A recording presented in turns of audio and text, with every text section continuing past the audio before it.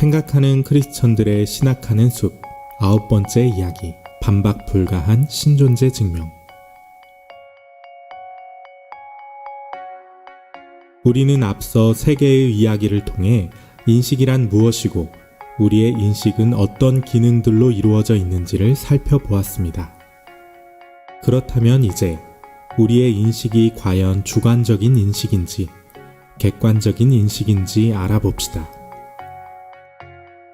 먼저 우리가 지금 이야기하고 있는 주관적이라는 것은 간주관성을 포함하는 주관으로서 인류 혹은 자연계가 보편적으로 공유하고 있다고 하더라도 그것은 우연에 의해 발생한 것이라는 의미입니다. 또한 객관적이라는 것은 초월적 또는 범우주적 진리의 관점을 말합니다. 다시 말해서 우리의 인식 기능이 주관적이라는 말의 의미는 우리의 인식이 주관적이기 때문에 세상에 신이나 객관적 진리는 없거나 혹은 있다고 하더라도 알 수 없다는 입장입니다. 반대로 우리의 인식 기능이 객관적이라는 말의 의미는 이 세상에는 신이나 객관적 진리가 있고 우리가 그것을 인식하는 것은 가능하다는 입장입니다. 자, 우리는 지금 우리에게 있는 인식 기능이 주관적인지 객관적인지를 알고자 합니다. 그러면 실제로 인간 사회에 보편적이면서 확실히 주관적으로 생겨난 것들을 살펴봄으로써 논의를 명확하게 해봅시다. 언어를 그 예로 생각해 봅시다.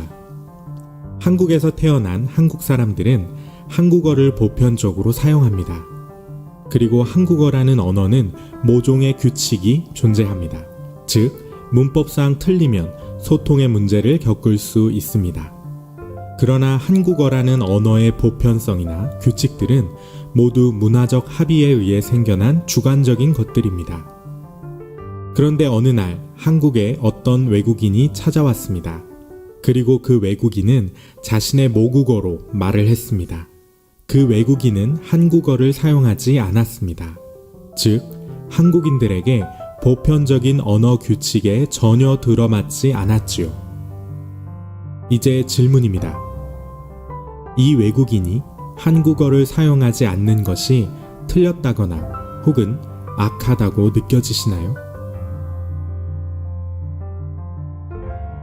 우리는 이 외국인이 한국어를 사용하지 않는 것에 대해서 틀렸다거나 악하다고 느끼지 않습니다. 왜일까요? 그 이유는 한국어는 주관적인 것이라는 걸 우리가 알기 때문입니다. 그 외국인이 한국어를 따르지 않기 때문에 한국 사회에서 소통하기 어려울 수는 있습니다. 그러나 그렇다고 해서 그 외국인을 보고 당신은 틀렸다거나 악한 사람이라고 말할 수는 없습니다.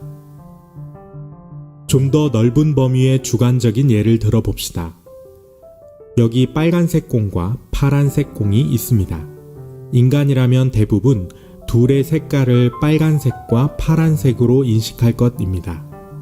그러나 우리 중 일부는 색각 이상으로 빨간색과 파란색을 구분하지 못하는 사람들이 있습니다.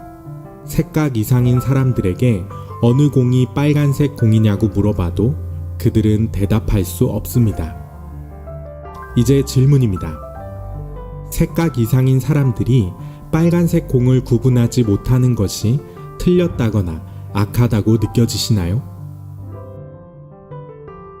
우리가 색을 인식하는 감각은 선천적으로 가진 기능일 뿐입니다. 이 기능이 인간에게 거의 보편적인 기능이라고 하더라도 어찌됐든 그것은 주관적인 감각입니다. 따라서 우리 중 누군가가 색각 이상으로 색을 다른 다수의 인간들처럼 인식하지 못한다고 해서 틀렸다거나 악하다고 여기지 않습니다. 자, 이렇듯 우리가 가진 것 중 확실히 주관적인 요인들을 살펴보았을 때 주관적인 것을 두고는 우리가 악하다 혹은 틀렸다라고 여기지 않습니다. 그럼 이제 다음의 경우를 살펴봅시다. 외계로부터 외계인 하나가 지구로 침공했습니다. 그리고 마구마구 생명체들을 죽이기 시작했습니다. 인간들은 외교원을 보내어 상호 의사소통 방법을 터득한 뒤 그 외계인이 생명체들을 죽이는 이유를 알아냈습니다. 알고 보니 그 외계인에게는 자신과 다른 종의 생명체를 죽이는 것이 윤리적으로 선한 것이었습니다. 그 외계인은 사실 그 외계인이 속한 사회에서 대단히 윤리적인 외계인이었던 것입니다. 이제 질문입니다. 이 외계인은 악한가요? 선한가요? 여기서 만약 우리가 가진 관념으로는 악하다고 느끼지만 그 외계인을 정말 범우주적 객관으로 악하다고 볼 수는 없다 라고 대답한다면 이제 주관주의의 모순에 다다른 셈입니다. 우리의 인식이 주관적이라고 생각한다면 우리 중 누군가가 우리와 다르게 판단하여 행동한다고 해서 그 사람을 틀렸다라고 말할 수는 없습니다. 물론 그 사람을 우리 사회의 보편과 맞지 않는다는 이유로 처벌할 수는 있습니다.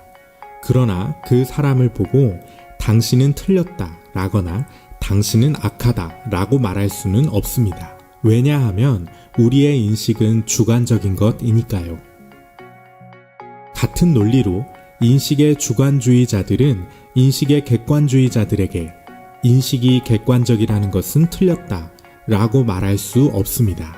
우리가 가진 인식 기능 자체가 주관적인 것이라면 도대체 객관이 틀렸다는 것은 어떻게 알 수 있단 말입니까? 이것이 인식 주관주의의 모순입니다. 만약 누군가가 우리가 가진 인식 기능이 주관적인 것이라고 믿는다면 그 사람은 인식이 객관적이라고 말하는 사람들에게 아무런 말도 할 수 없어야 합니다.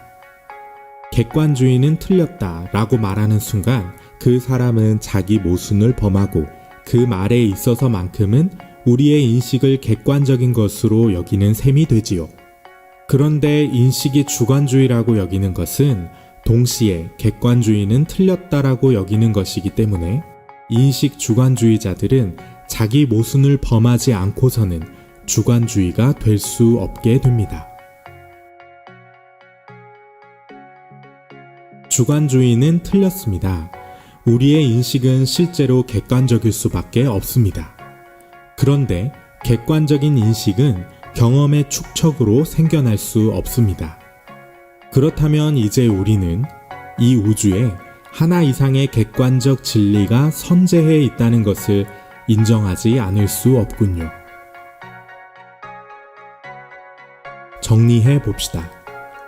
우리의 인식이 주관적인 것이라면 우리는 객관적 진리란 없거나 알 수 없다는 생각을 어떻게 할 수 있습니까?